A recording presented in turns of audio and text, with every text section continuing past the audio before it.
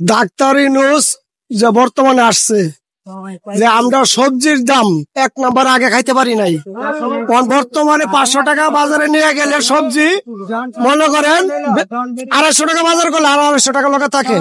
আর আগে 1000 টাকা বাজারে নিয়ে গেলে 1000 টাকা আমার হওয়া নাই। আমি প্রতিদিন 1000 টাকা রুজি করি সিএনজি ড্রাইভার, আমার রুম ভাড়া আছে 4000 টাকা, আমি ফ্যামিলি করছো। আর বর্তমানে যে বাজার দাম চলতেছে এরকম যদি থাকে সামনে গরিব ভালো চলবে, ধনীর হিসাব আমি করি না, কারণ ধনী তো টাকা বলা।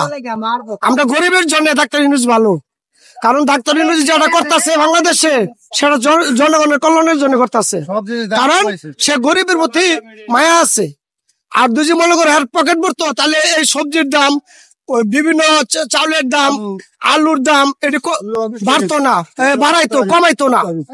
তাহলে সবকিছু আমার মনে নিয়ন্ত্রণে আছে। আমরা সকলে মিলিয়া যাই রুজি করি, আমরা বাল বাচ্চা নিয়ে ভাত খাইতে পারি। তার মানে আপনি এখন চাচ্ছেন যে ডাক্তার ইউনূস যতদিন থাকে আমি খুশি, কারণ এরকম সরকারে আমার দরকার। আওয়ামী লীগ, বিএনপি, জাতীয় পার্টি এরা তো অনেক কিছু দেখলাম। আমার 44 বছর, আমি ঢাকা শহর আইছি 2002 সালে।